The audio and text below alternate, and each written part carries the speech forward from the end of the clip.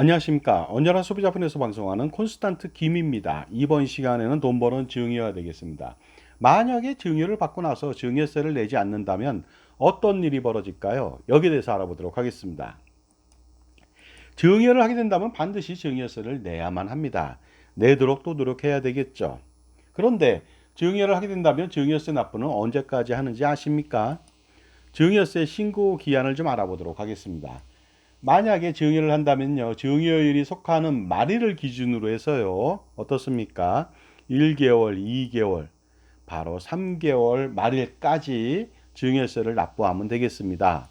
따라서 5월 10일 날 증여를 했다면 5월 말일이죠. 5월 31일 이후 6월, 7월, 8월 말일인 8월 31일까지 납부를 하면 되겠습니다. 이렇게 신고 납부하게 된다면요. 이 기간 동안에 납부를 하게 된다면 3%의 신고세 공제를 받을 수가 있습니다. 만약에 증여세가 10억 원이라면 이렇게 3개월 이내에 신고 납부를 한다면요. 세액공제액이 무려 3천만 원입니다. 중형차 이상을 한꺼번에 뽑을 수가 있잖아요. 이렇게 빨리 납부함으로써. 그러니까 반드시 물론 이제 빨리 납부할 필요는 없겠죠. 3개월까지 채워서 8월 31일까지 납부하면 되겠죠. 이렇게 된다면은요. 3%라고 하는 엄청난 금액을 공제받을 수가 있습니다. 상속세도 마찬가지거든요. 100억이라고 했을 때는요. 6개월 안에 신고를 하고 납부를 한다면은 100억의 3%면 3억 원이거든요. 그러니까 어떻습니까? 고급 벤츠 자동차 이상의 값어치를 할 수가 있으니까 반드시 신고 납부 세액공제를 받아보시기 바랍니다. 그런데 만약에 신고를 하지 않고 납부하지 않았다 나중에 당합니다. 증여세 폭탄을 당하는데 이게 어떤 내용인지 알아보도록 하겠습니다. 일반적으로 무신고를 했다고 가정했을 때는요. 납부해야 되는 증여세액의 10%를 더 가산세로 물어야만 합니다. 그러니까 10억 원이 나면 1억 원을 내야 되겠죠. 그런데 부정 무신고 가산세가 있어요. 그렇다면요. 무신고 가산세 10억 원이라면 40%, 4억 원을 추가로 더 내야 됩니다. 그러니까 10억 원 말고도 4억 원을 더 내야 된다는 것이 되겠습니다. 그 다음에 일반 과소신고 가산세라고 하는 것은요. 10%가 되겠습니다. 아까 제가요. 일반 무신고 가산세는 20%입니다. 10억 원일 때는 2억 원을 내니까 총 12억 원을 내고요. 그 다음에 일반 과소신고 가산세는 10%가 되겠습니다. 일반적으로 누락됐다고 보는 것들이죠. 고의성이 없는 것들. 그랬을 때는 예를 들어서 증여세액이 10억 원이다 그러면 1억 원을 더 내라는 뜻이고요. 그 다음에 부정과소신고 가산세라고 하는 것은요. 똑같이 40%입니다. 따라서 10억 원의 증여세인데 이 사람이 부정적으로 과소신고했다. 그러면은 4억 원을 더 내야 된다는 뜻이 되겠습니다. 그런데 증여세를 내지 않으면 여기에서 그치지 않습니다. 바로 납부지연 가산세도 또한 물어야 됩니다. 그래서 하루당 0.02입니다. 따라서 미납세액의 0.02이니까 365일로 따진다면 연한산으로 8.03%가 되겠습니다. 그렇기 때문에 5년 뒤에 만약에 세금을 추징을 당한다. 그러면 5년이니까 8.03% 하면 40% 이상을 또 내야 됩니다. 그러니까 어떻습니까? 부정무신고 가산세다. 10억 원일 때 4억 원을 내야 되고요. 그 다음에 여기에 대해서 또 40% 40% 정도 또 4억 원이 되겠죠. 그렇다면은 배보다 배꼽이 크진 않지만 본세 10억 원하고 부정 무신고 가산세 4억 원. 그 다음에 납부지연 가산세도 어떻습니까? 거의 40%니까 4억 원. 토탈 18억 원을 피할 수 없다는 것이 되겠습니다. 그래서요, 만약 증여세 10억 원을 고의로 신고 납부하지 않았다면 가산세는 40%니까 4억 원이고 5년간 납부하지 않았다면 당연히 4억 150만 원이죠. 토탈 내야 되는 것이 18억. 세부적으로 제가 계산해 봤습니다. 150만 원이고요. 하지만 신고 납부했다면은 10억 원에 97%, 3% 할인 받잖아요. 9억 7천만 원이다. 그러니까 어떻습니까? 신고한 것과 안 한 것의 차이는 무려 8억 3,150만 원이다 보니까 여러분들 어떻게 생각하십니까? 반드시 신고해야만 하겠죠. 그런데 만약에 신고 납부하지 않았다면 신고 기한 이후에도 신고 납부한다면 가산세가 감면되니까 혹시라도 마음을 고쳐먹고서 다시 신고를 하면은 감면을 받을 수가 있습니다. 물론 이 감면도요. 법정 신고 기한 경과 후 1개월 이내는 50%를 감면받을 수 있고요. 3개월 이내에는 30%, 그 다음에 6개월 이내는 20%를 받는데 6개월 초과된다면 사실은 언제든지 어떻습니까? 이 감면을 못 받고 다 내야 됩니다. 그러다 보니까 납부지연 가산세를 더 많이 내야 되니까 그래도 6개월 지나더라도 신고하는 것이 좋겠죠. 자, 증여세를 피하는 방법은요. 영원히 피할 수 있는 방법이 딱 하나 있습니다. 바로 부가제적 기간 15년을 경과시킨다면은 15년 동안 죽어 살아야 된다는 것이 되겠습니다. 증여하고 나서. 그러면은 세금을 그러니까 부과할 수 있는 기간이 지났기 때문에 그 납부할 의무가 없어진다는 것이 되겠습니다. 따라서 증여 후 15년 동안 피해 다닌다. 그러면 증여세를 납부하지 않아도 되겠습니다. 자, 지금까지 제 정보가 도움이 되신다면 무료 구독하고 좋아요 부탁드리겠습니다. 그리고 특히 멤버십 회원가입을 통해서 저의 동영상 프리미엄 서비스를 받아보시기 바랍니다. 그렇게 된다면요, 수억 원 내지 수십억 원 그 이상을 절세할 수 있는 단초를 제공해 드릴 수도 있습니다. 자, 그런데요, 부가제적 기간 산출 방법을 잘 모르는 사람이 있어갖고 15년 동안 잘 숨어 다니다가 나중에 걸려서 엄청나게 세금을 과세당하는 일이 있습니다. 알아보도록 하겠습니다. 2024년도 5월 10일 날 증여를 했다면요, 15년 경과인 2039년도 5월 12일이 되면은 증여세를 납부하지 않아도 될까요? 하고 물어보는 사람이 있습니다. 15년이거든요. 하지만 절대로 그러면 안 됩니다. 그렇게 계산하지 않습니다. 바로 언제냐면요, 증여일부터 계산하는 것이 아니라 증여세 신고 기한 이후 15년이 경과되어야만 증여세 부가제적 기간이 만료가 돼서 증여세를 안 내도 되는 것이죠. 따라서 어떻습니까? 2039년도 5월 10일이 아니라 2039년도 8월 31일 이후 9월 달부터 면책처럼 자유롭게 되니까 어떻습니까? 5월 10일 지났다고 해서 그냥 떠버리고 다니다가 오히려 세금 폭탄 맞으니까 조심할 필요가 있겠죠. 그나저나 이렇게 15년 3개월 이상을 숨어 산다는 것이 이게 만만치 않거든요. 자, 그래서 이 기간 동안에 어떻게 피해 다닐 수가 있을까요? 증여세를 내지 못하면요, 여러분들 여러 가지 방법으로 증여세를 낼 수도 있으니까 꼭 피해 다니지 마시기 바랍니다. 바로 증여세 분납하고 연부연납이 바로 그것이 되겠습니다. 참고로 증여세 물납은 2016년도에 폐지됐고요. 법인세, 종부세, 양도세도 물납은 폐지됐습니다. 따라서 상속세, 재산세만 물납이 가능합니다.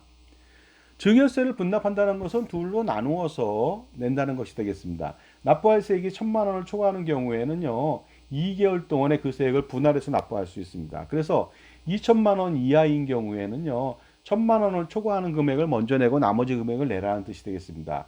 그러다 보니까 1,800만 원이다. 그러면은 분납 신청 가능하겠죠. 그러면 1,000만 원을 먼저 내고 2개월 안에 800만 원을 내면 되겠습니다. 그런데 납부할 세액이 2천만 원을 초과한다. 그럴 때는요, 반을 내라는 겁니다. 따라서 그 3천만 원을 납부해야 된다면 1,500만 원을 먼저 내고 2개월 뒤에 다시 1,500만 원을 분납하면 되겠습니다. 이때는 분납에 따른 이자가 없으니까 이것을 활용할 수도 있겠죠. 그 다음에 증여세 연부연납이 있습니다. 할부로 늘려서 매년 내는 것을 연부연납이라고 합니다.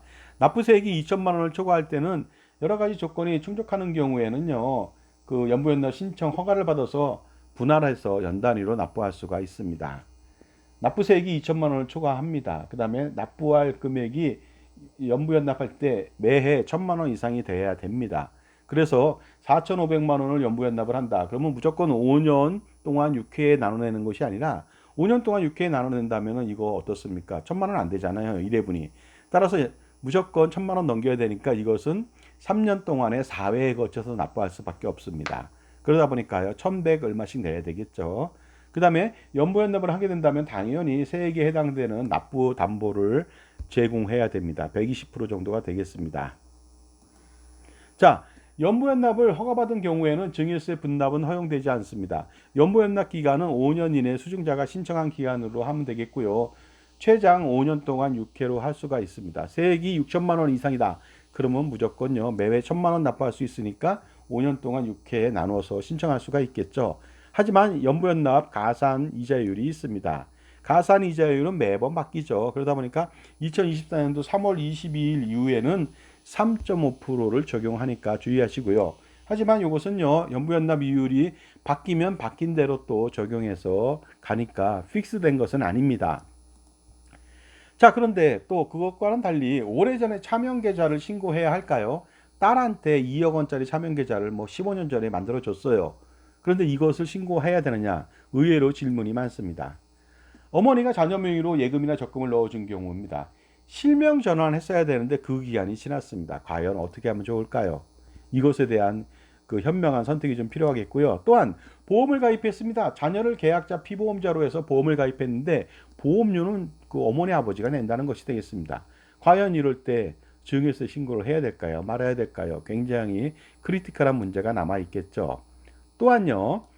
사회 통념을 반하는 과도한 혼수라든가 과도한 결혼 축의금을 지원했습니다. 이거 증여세 신고해야 될까요? 말아야 될까요?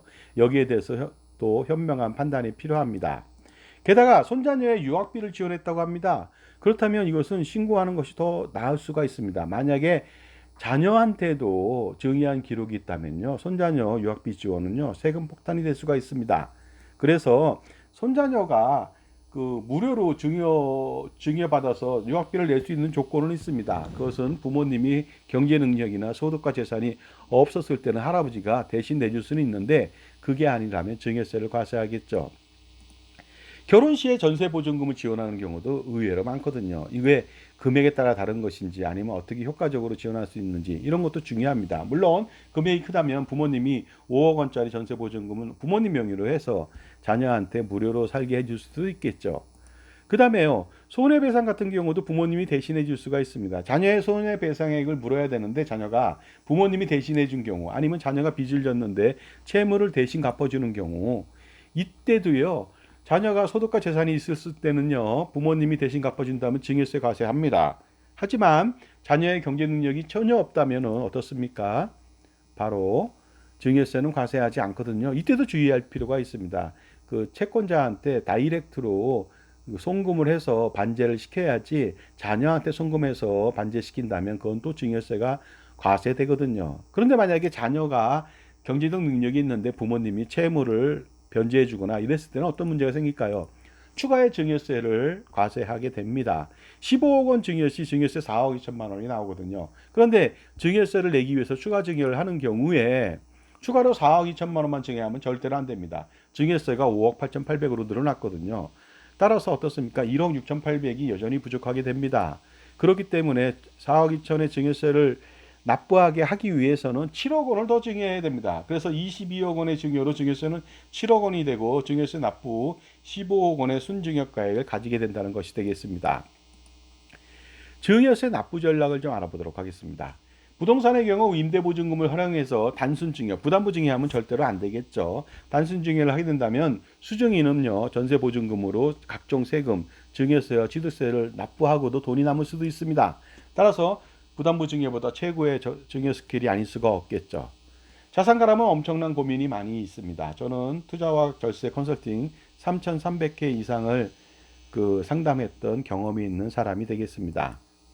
그래서 콘스탄트 김의 NGP 플래너 등에서 증여세, 상속세, 종부세, 양도세, 기타 소득세, 기타 건보료까지도 모두 100년 동안에 전부 다 절세할 수 있는 방안을 제가 제시하겠습니다. 할아버지, 아버지, 손자녀 3대를 잇는 자자손손 플랜. 그러니까 100년 대계를 한번 콘스탄트 김의 NGP 플랜을 통해서 한번 실행시켜 보시기 바랍니다. 그래서요. 세미나는 2024년도 8월 9일 오후 2시, 8월 10일 오후 2시 두 번에 걸쳐 하게 되겠습니다. 장소는 강남역 인근의 공간 2지가 되겠고요. 신청 방법은 간단합니다. 저한테 3만 원 입금하시고 입금처는 여기에 있습니다. 성함하고 회차를 기록해 주시면 되겠습니다. 금요일인지 토요일인지. 강남역 공간 2지 강남역 5번 출구에서 197m 부근에 있습니다. 자, 지금까지요. 증여세를 내지 않는다면 어떤 일이 벌어지는가? 거기에 대해서 말씀 나눴고 효과적으로 증여세 절세 전략하고 납세 전략에 대해서 알아봤습니다. 도움이 되셨는지 모르겠습니다. 다음 기회에 또 다른 주제를 가지고 찾아뵙겠습니다. 많은 기대와 방송 영상 시청해 주시기 바랍니다. 감사합니다.